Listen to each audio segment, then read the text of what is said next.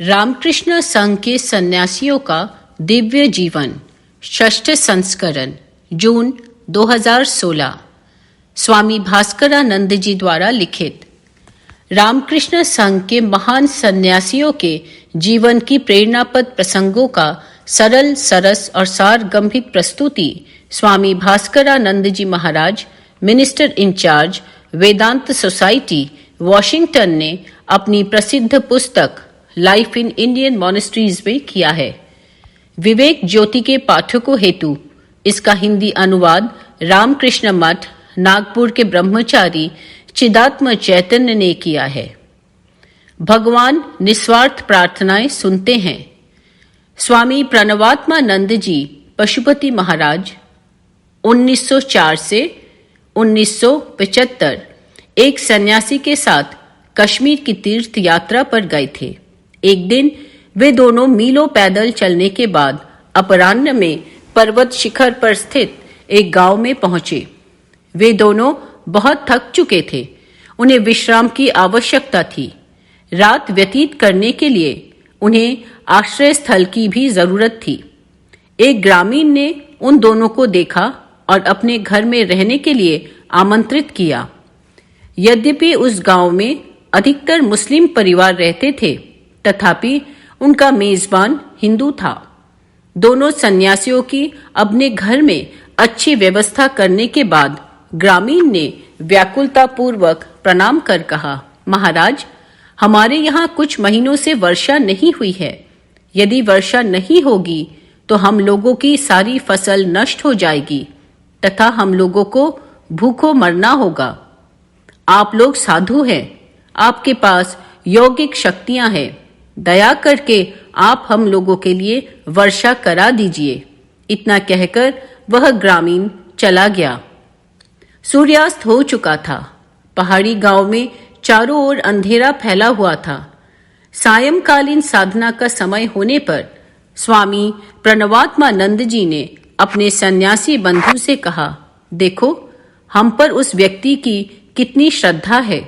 वह सोचता है कि हम उन लोगों के लिए वर्षा करा सकते हैं, लेकिन हमारे पास तो कोई ऐसी सिद्धि चमत्कार नहीं है, और चूंकि हम श्री रामकृष्ण देव के भक्त हैं, इसलिए इन वस्तुओं की लालसा भी नहीं रखते।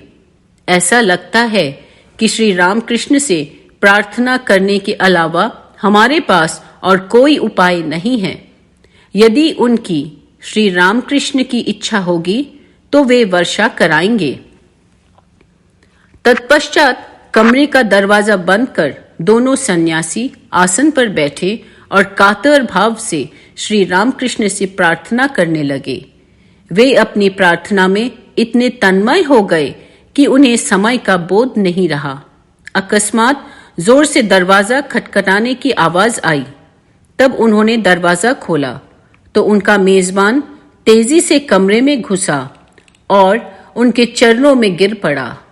भाव के आवेग में वह रोते हुए बोला, बारिश आ गई। 1 घंटे से मूसलधार वर्षा हो रही है।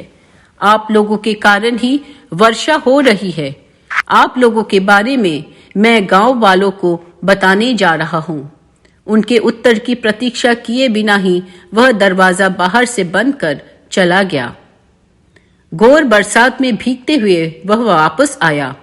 वह अपने साथ कई ग्रामीण हिंदू मुसलमानों को वर्षा कराने वाले साधुओं को दिखाने के लिए लेकर आया। सन्यासियों ने उन लोगों से कहा, हम लोगों ने वर्षा नहीं कराई है, ईश्वर की कृपा से हुई है। लेकिन गांव वालों को यह 100% विश्वास था कि इन्हीं साधुओं ने वर्षा कराकर सबकी रक्षा की है। अगले दिन सुबह दोनों सन्यासी उस गांव से जाना चाहते थे, लेकिन गांव वाले उन्हें विदा नहीं करना चाहते थे। वे आंखों में आंसू भरकर दोनों सन्यासियों से इसी गांव में ही स्थायी रूप से रहने के लिए बारंबार अनुरोध करने लगे। इसके बाद से गांव के लोगों इन दोनों साधुओं को अपनी आंखों से ओझल नहीं होने देते। यद्यपि सन्यासियों की आवश्यकताएं बहुत ही कम थी, तथापि गांव के लोग श्रद्धापूर्वक यथाशक्ति भोजन तथा अन्य सेवाएं देकर उन दोनों को प्रसन्न रखने का प्रयास करने लगे। 2-3 दिनों के बाद स्वामी प्रणवात्मानंद जी ने अपने सन्यासी बंधु से कहा, यहाँ से हमारे जाने का एक ही उपाय है, वह है आधी रात का समय, जब वे लोग सो रहे होंगे। 1-2 दिनों में पूर्णिमा की रात आने वाली है। हम लोगों को उसका लाभ उठाना है।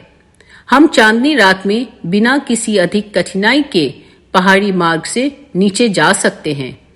अपनी योजनानुसार चांदनी रात में जब गांव वाले गाढ़ी निद्रा में सोए हुए थे, तब वे दोनों सन्यासी दबे पांव उस गांव को छोड़कर चले गए और पुनः कभी वहां वापस नहीं आए। मैंने यह घटना स्वामी प्रणवात्मानंद जी महाराज से सुनी थी। व्यवहारिक ज्ञान बनाम नैतिक कर्तव्य। जब मैं ब्रह्मचारी था, तब एक वरिष्ठ सन्यासी स्वामी विश्ववेदानंद जी 1906 से 1978 ने अपनी हिमालय के पारिव्राजिक जीवन का अनुभव मुझे बताया था। मैं एक पहाड़ी गांव में तालाब के तट पर रहता था।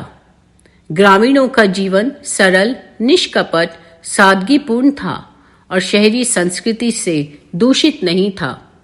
उनमें से अधिकांश कभी भी अपने गांव से बाहर नहीं गए थे। खेती और पशु ही उनकी आजीविका थी। उनके गांव में एक छोटा सा मंदिर था, जहां उनके सभी सामुदायिक कार्यक्रम होते थे। रात्रि भोजन के बाद वे लोग मंदिर में जाते तथा ढोल, मृदंग, झांझ, करताल लेकर ईश्वर के नाम गुणगान और भजन कीर्तन में घंटों समय बिताते। केवल यही उनके मनोरंजन का साधन था।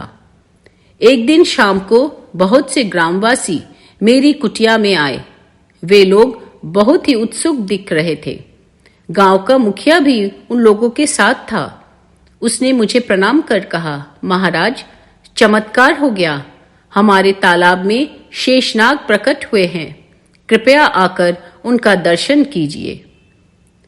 विश्ववेदानंद महाराज हमें आगे सुनाते रहे, तुम तो जानते हो कि हमारी पौराणिक कथाओं में नागराज वासुकी की कथा आती है। उन्हें शेषनाग भी कहते हैं। गांव वालों ने पौराणिक कहानियां सुनी थी। उनमें से अधिकांश लोग उन कथाओं को सत्य मानते थे। कुछ अविश्वास और बहुत उत्सुकता से मैं उन लोगों के साथ तालाब की ओर गया। कुछ दूर से मैंने तालाब में एक मुर्गा, मड हेन को देखा। मुर्गा के शरीर का अधिकांश भाग जल में डूबा हुआ था, लेकिन पतली गर्दन के साथ उसका सिर बाहर था, जो सर्प के फन के समान दिख रहा था। मुर्गा की वह प्रजाति उस अंचल में दुर्लभ थी। वे प्रायः कम ऊंचाई वाले तालाब में या झील में दिखाई देते थे। बालक जैसी सरलता से मुखिया ने उस मुर्गा को दिखाते हुए मुझसे कहा, महाराज, क्या आप शेषनाग का फन देख रहे हैं? क्या यह चमत्कार नहीं है कि हमारे गांव में शेषनाग प्रकट हुए हैं? मैं उनकी भूल को सुधारना नहीं चाहता था। मैंने उसके विश्वास को बनाए रखा कि वास्तव में शेषनाग ही उन लोगों के सामने प्रकट हुए हैं। यह सुनने के बाद मैंने अपनी असहमति जताते हुए स्वामी विश्ववेदानंद जी महाराज से कहा, लेकिन यह सही नहीं था। आपको उन लोगों से सत्य कहना चाहिए था। आपको उन लोगों से यह कहना चाहिए था कि वे लोग जिसे शेषनाग कह रहे हैं, वह शेषनाग नहीं बल्कि एक मुर्गा है। स्वामी विश्ववेदांतानंद जी महाराज ने उत्तर दिया, मैं उन लोगों के मन में संदेह उत्पन्न नहीं करना चाहता था। वे लोग जिस परिवेश में रहते हैं, वहां देवी देवता और पौराणिक चरित्र सभी सत्य होते हैं। यदि वे लोग किसी एक व्यक्ति या वस्तु में ही संदेह करना आरंभ कर दे, तो वे भी शहरवासियों के समान अज्ञवादी एवं अविश्वासी हो जाएंगे। मैं उन लोगों के बाल सुलभ विश्वास को क्षति नहीं पहुंचाना चाहता था। क्योंकि केवल वैसा विश्वास ही उन्हें अंततः ईश्वर के समीप ले जाएगा। तब मैं महाराज की बातों से पूर्ण सहमत नहीं था, किंतु जब इतने वर्षों के अनुभव से मैं समझ रहा हूं कि वे सही थे और मैं गलत था, अपनी युवावस्था में यह मेरा भाव शून्य नैतिक हठ ही था जो उन वरिष्ठ सन्यासी के उपदेश को स्वीकार करने के मार्ग में बाधा बन रहा था। वैसा दुर्लभ उपदेश मानवता के प्रति सच्ची सहानुभूति से उत्पन्न होता है। जय श्री राम कृष्ण।